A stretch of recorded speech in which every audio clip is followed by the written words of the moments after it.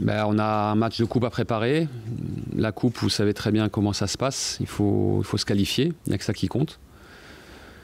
On a encore un entraînement. On s'est revu samedi. On s'est entraîné hier. On a encore un dernier entraînement cet après-midi. Et aujourd'hui, la priorité, c'est de se qualifier et de s'offrir un quart de finale. Il n'y a que ça qui compte. Avez-vous vu la situation en championnat? Je pense que vous jouez déjà un peu la saison sur ce match-là. On est dans une situation difficile parce que la série avec de mauvais résultats est longue et elle n'est pas acceptable. Après, là, c'est une parenthèse par rapport au championnat. Ce serait un match de Ligue 1, ce serait différent, mais là, c'est la coupe. Et on sait très bien que les matchs de coupe, c'est un parfum différent, c'est quelque chose de particulier. On passe où ça s'arrête. On rit ou on pleure après un match de coupe. Et voilà, on a l'envie d'aller plus loin dans la compétition, de s'offrir un quart de finale pour le mois de janvier. Et il n'y a que ça qui compte aujourd'hui. Vu la situation, est-ce que ça peut être vraiment une parenthèse?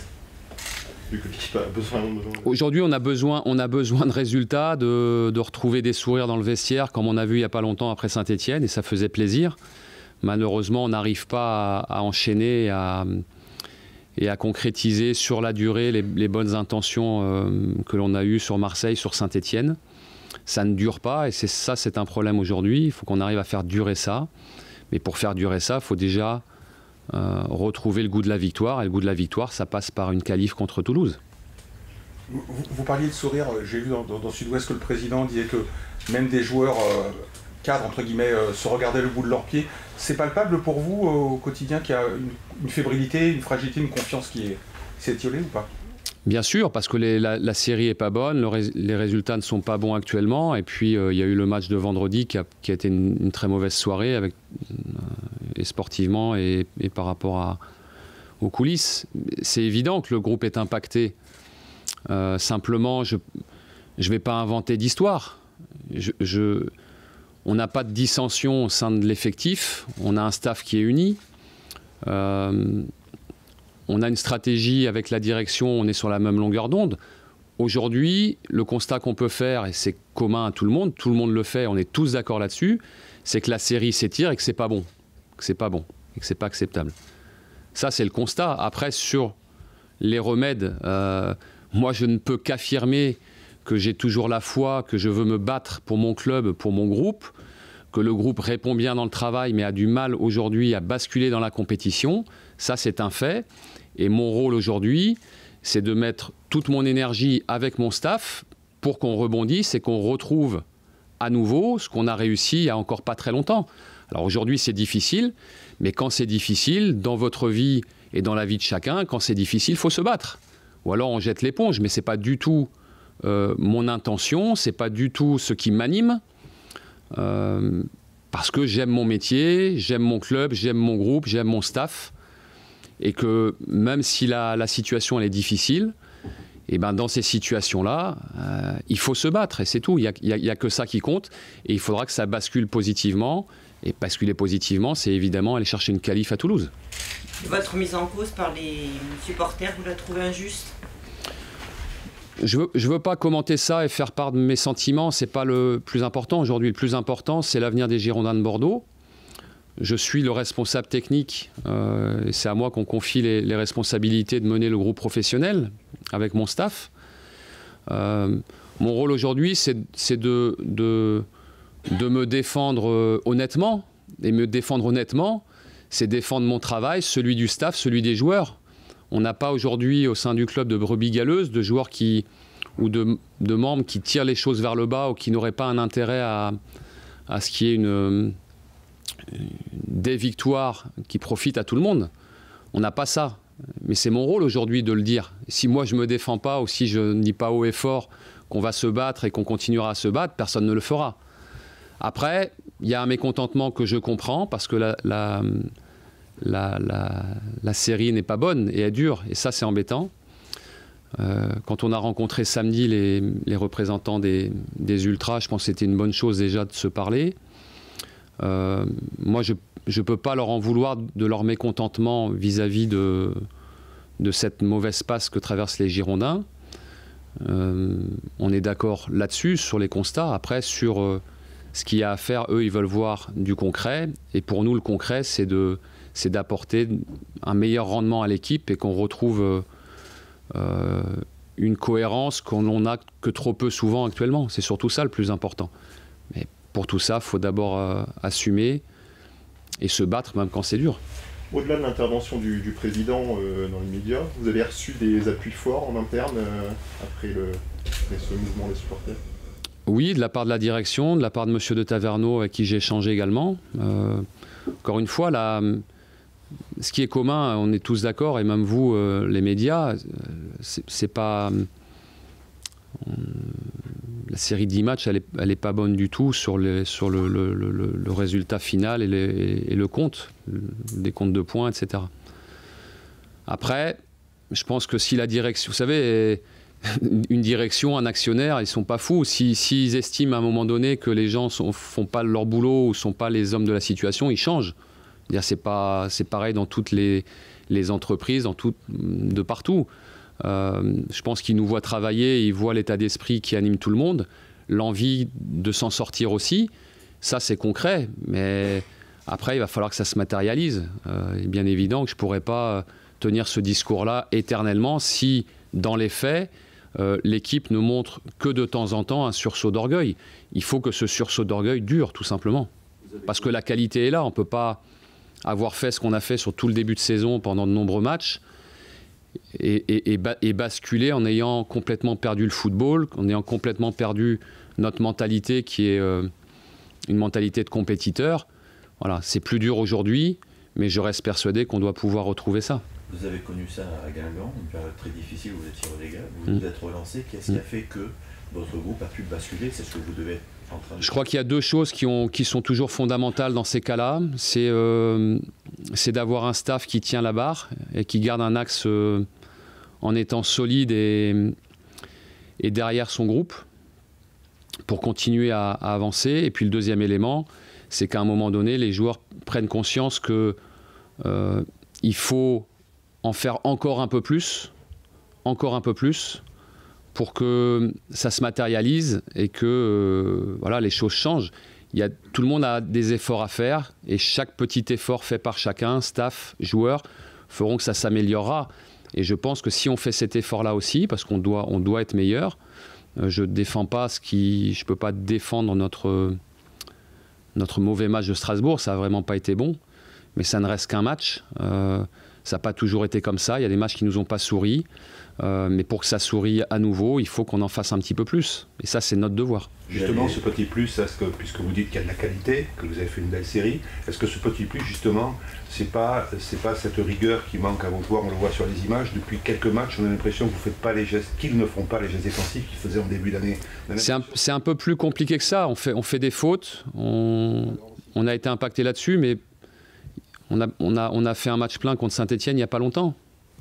Et ça, il n'y avait pas ça. Ça a été cohérent sur la durée d'un match, avec de l'efficacité défensive, offensive. C'était il n'y a pas très longtemps. C'était il n'y a même pas 2 semaines.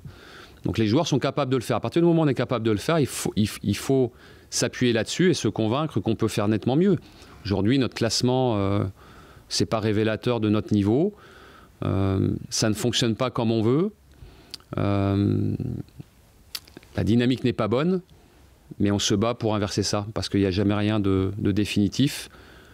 Le sport de haut niveau, ce n'est pas une fatalité, il faut se battre, toujours, et c'est ce que je fais. Et comment vous expliquez que 3 jours après, par exemple, sur ce match à Dijon, après ce bon match contre Saint-Etienne, vos joueurs défendent à 5 mètres de l'adversaire, qui au premier poteau sur le corner, ils mettent les 2 plus petits, que sur les 2 derniers buts dijonnais, ils soient à 5 mètres du porteur du ballon? Le match de Dijon, la première mi-temps est plutôt pas mal. On mène au score, et je pense que le manque de maturité générale de l'équipe fait que voilà, on pense peut-être que ça va suffire. Mais la compétition, c'est pas ça. On l'a vu l'année dernière sur notre deuxième partie de saison. On n'a pas donné grand-chose à nos adversaires et on allait chercher les choses. On n'a pas attendu que ça nous tombe. On avait fait cet effort-là. Et je pense qu'on est en deçà actuellement. Il faut qu'on retrouve beaucoup plus de grinta, et de détermination dans ce qu'on a à faire pour attaquer, surtout pour défendre notre but, parce qu'aujourd'hui on ne défend pas suffisamment notre but. Comment ressort-on les barbelés en 2 jours et voilà, est-ce qu'aujourd'hui c'est la priorité et comment on le fait en 2 jours après Strasbourg? On a failli contre Strasbourg, on s'est fait transpercer très tôt et ça a continué ensuite. Voilà, après on avait retrouvé vraiment de la solidité contre Marseille en donnant pas grand-chose à l'adversaire, contre Saint-Etienne aussi. Ça a été trop peu suffisant à Dijon et contre Strasbourg. C'est vraiment un problème de comportement individuel, d'agressivité, de grinta, d'envie de faire encore plus les choses ensemble aussi. Il y aura certainement des changements contre Toulouse parce que voilà, il faut aussi qu'on ait des joueurs qui ont la fraîcheur et l'envie de prouver des choses, c'est important. C'est des changements d'individus ou de système pour se rassurer dans ce genre de système d'animation? Ça peut être les deux. Après c'est... Vous savez, je suis comme tous les entraîneurs du monde. À l'instant T, au moment de faire la compo, je m'appuie sur ceux qui me paraissent être les plus costauds. Il n'y a pas d'entraîneur, enfin en tout cas je ne crois pas, qui fasse des cadeaux aux joueurs ou qui fasse des choix voilà, pour se ménager ou je ne sais quoi. On va mettre une équipe demain à Toulouse pour se qualifier. Et pour se qualifier, je mettrai ceux qui me paraissent les plus costauds dans la tronche pour faire un gros match tous ensemble. Plus guerrier, parce que sur la coupe, on dit souvent le contenu n'est pas très important, il faut se qualifier. Et il va falloir de l'engagement. Vous êtes à Toulouse, c'est un derby qui plus est. Bien sûr, il va falloir qu'on ait du répondant. On l'a montré en championnat chez eux, ça va être un match difficile. Ça va être dans le même registre, avec beaucoup d'engagement. Ils ont de l'engagement, ils ont de la vitesse, ils ont des bons joueurs. Et il va falloir qu'on soit au même niveau dans l'intensité, dans l'engagement que ce qu'on avait fait en championnat, en faisant en sorte de moins subir l'entame de match, parce qu'on avait subi une grosse entame de Toulouse. Et il faudra qu'on ait du répondant dès le départ, ça c'est très important. Est-ce que vous trouvez votre groupe impacté mentalement aujourd'hui par cette série? Oui, parce que les joueurs culpabilisent un peu, beaucoup, pour certains, parce qu'ils voient bien que ça ne prend pas forme. Je crois qu'il y a vraiment une bonne entente et une relation de confiance entre le groupe et le staff, entre le groupe et l'entraîneur. Ça, je m'en porte garant. Mais ce n'est pas suffisant aujourd'hui. Je pense que c'est important d'avoir une cohésion, d'être unis, d'être groupés, de vouloir la même chose. Mais après, il faut que ça bascule. Et pour que ça bascule, il faut non pas mettre les états d'âme de côté, parce qu'il n'y a pas d'état d'âme aujourd'hui, mais simplement, il faut s'enlever tout sentiment de culpabilité chez les joueurs. Ils se donnent, ils se battent. C'est pas suffisant encore. Mais avec la qualité qu'ils ont, ils n'ont pas pu oublier en si peu de temps que c'était des bons joueurs et que c'était, il n'y a encore pas très longtemps, une bonne équipe sur la durée. On a montré qu'on était une bonne équipe parfois. Je me répète, Marseille, Saint-Etienne, c'était très bien. Peut-être pas suffisant, mais c'était largement correct. Mais là, il faut qu'on y arrive sur la durée. Et c'est tout l'enjeu aujourd'hui. Est-ce qu'il n'y a pas une trop bonne entente dans ces périodes-là? Peut-être un coup de gueule entre eux serait nécessaire, avec des joueurs de caractère plus qui s'expriment plus, en tout cas, que ça vive encore plus, qui s'expriment plus. Je pense qu'il faut qu'ils s'expriment plus, pas seulement les cadres. On a aujourd'hui un groupe qui a, je pense, énormément confiance dans les 2 joueurs cadres que sont Jérémy Toulalan et Yaro Plasil, qui sont exemplaires, qui sont en ce moment dans une période difficile vraiment extraordinaire avec tout le monde. Et on doit s'appuyer sur ces joueurs-là, mais ils ne peuvent pas jouer à la place des autres. Ce sont des garçons qui ont une grande carrière, qui ont une grande personnalité aussi, mais il faut que les autres autour haussent aussi leur niveau pour assumer, même s'il n'y a pas que des leaders dans le groupe, mais qu'ils assument aussi leur rôle d'équipier, de partenaire et puis de joueurs d'équipe. On a besoin d'un collectif plus fort. Vous dites qu'à Guingamp, vos joueurs avaient pu prendre conscience qu'il fallait faire plus.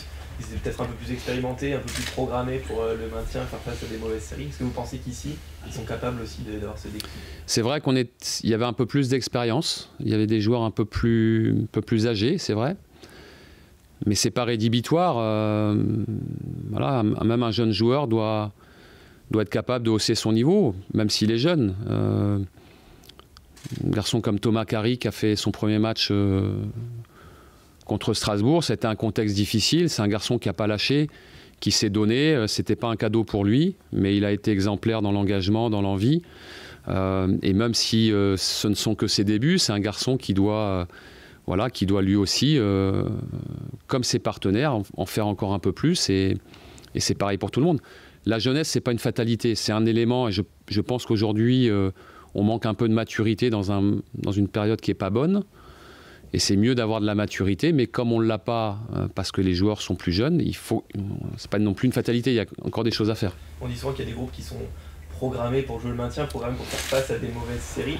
Est-ce que votre groupe, étant donné que c'était pas l'objectif en début de saison, il peut être perturbé? Vous savez, le maintien pour certains clubs, c'est un objectif de début de saison par rapport aux moyens, par rapport au fait qu'on est promu, etc. Et c'est un objectif qui est toujours... Mais jouer le maintien, c'est pas parce qu'on se dit qu'on joue le maintien que c'est facile. Aujourd'hui, on est en retard au niveau comptable, c'est un problème. On s'en occupera à partir de dimanche, en tout cas à partir de mercredi pour préparer dimanche. Mais aujourd'hui, c'est la coupe. Le championnat arrivera ensuite. Aujourd'hui, c'est mettre toute notre énergie pour passer, retrouver le goût de la victoire, retrouver le goût de la qualif et s'offrir un quart de finale pour le mois de janvier. Il n'y a que ça qui compte aujourd'hui. On peut zapper justement cette période de championnat en se disant c'est la coupe, c'est autre chose, c'est une autre compétition. On ne peut pas l'occulter, les difficultés rencontrées. Oui, sur le rendement de l'équipe ou les erreurs qu'on peut commettre et qu'il ne faut pas recommettre. Mais aujourd'hui, c'est autre chose. La coupe, c'est un autre état d'esprit. C'est où ça continue, où ça s'arrête.